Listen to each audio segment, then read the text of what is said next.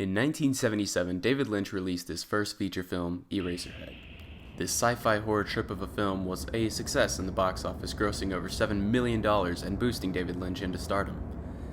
The exact day that Eraserhead production began is unknown, but what is known is that it took 5 years to make the film due to a fluctuating budget. Nonetheless, a masterpiece was created, and theaters everywhere took it upon themselves to get their hands on the film. If I had to summarize Eraserhead in one word, my word would be, what? While watching the film, I found myself trying to follow a story, but constantly making different connections that might not have even been connections at all. If you've seen Eraserhead, you know exactly what I'm talking about. If you haven't seen the movie but plan to, I recommend going in with as little expectations as possible. When I first saw the film, I remember thinking it was mainly about the fear of parenthood and the effects it can have on a person. But even with that general idea, there's still a lot of holes that need to be filled, like the man in the planet, or the lady in the radiator, or the freakish alien baby that I can never figure out what it actually is. I believe that's what makes the film so special, is that it's so open for interpretation, and everyone can have their own different opinion, and no one knows if it's right or wrong, because David Lynch has never really revealed any information about Eraserhead or the meanings behind its extremely nerving imagery.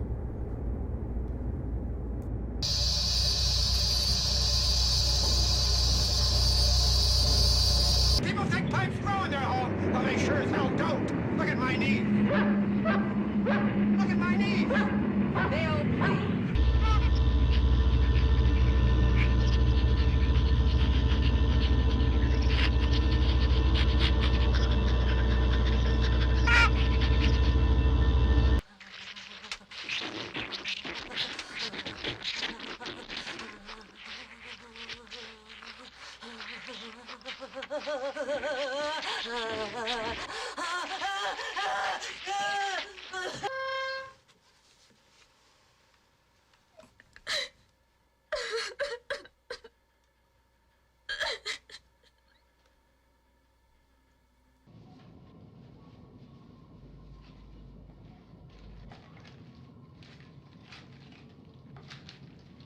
As you can see, it's not exactly the most comforting movie, but it captivates you in this industrial world where people act like these weird, odd things are normal, and some of the abnormality in the film transfers over to real life, just in different form.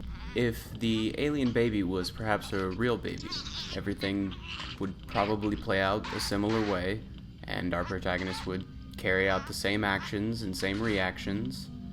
I don't think anything would change. Babies, they cry, they get sick, they keep parents up at night, they do all the same things that the alien baby in this film does. With the exception of, being like cut in half whenever Jack Nance tries to cut the cloth off of the alien. But that leads into parents not being ready or not knowing what they're getting themselves into.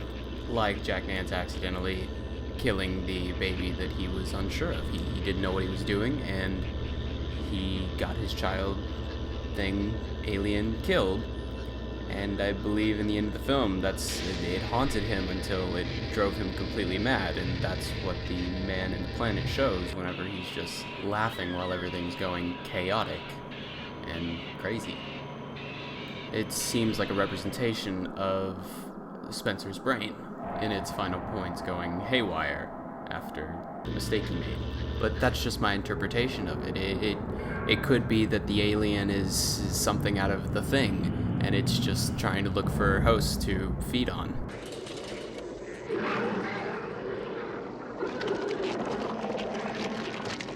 But who knows? It always brings me back to how open the film is for interpretation, and I think that's what David Lynch was going for. Because he knew if he created something that people couldn't exactly put their finger on, they'd keep going to see it until they could figure it out. If not, then it would have such an impact on them that they wouldn't forget about it.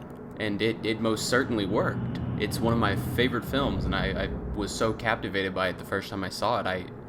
It honestly, it put me in shock. I couldn't, it was hard to even think about it without my brain just tensing up. It's confusing, and it makes you think, and it honestly, it could be a whole bunch of nothing.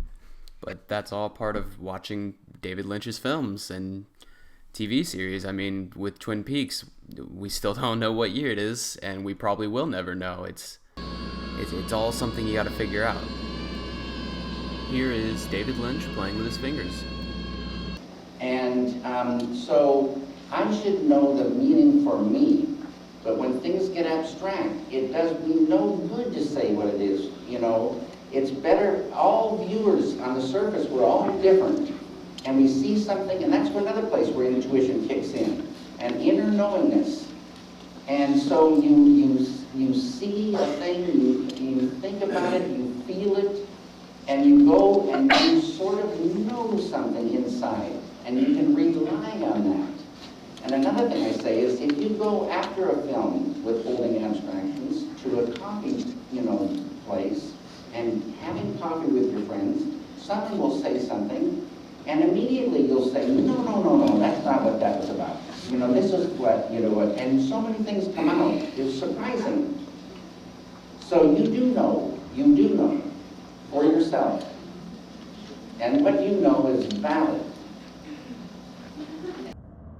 With that being said, on a 10-point scale, I would rate this film a 9.5. That half-point reduction being only because a good portion of the movie is Jack Nance walking around this industrial city. But even with that, it still sets the scene. We still have the build-up. Alright. We'll give it a 9.9. The 0.1 reduction on that being that I am emotionally drained every time I watch this film, even though that in some ways is still a good quality. Either way, it's a fantastic film with a world of its own and people that clearly fit in it. It is overall a staple for abstract film, and people take from it constantly. I would love to go more in depth, but if I was to talk about every single part of this film that was confusing or I had my own personal interpretation that was different from others, I would probably have a 20-minute video on my hands. This is a film I would recommend to anyone and everyone to at least watch once. It's a journey that I love to relive and I love to share with other people and hear their feedback on what they think some of the things in the movie represent.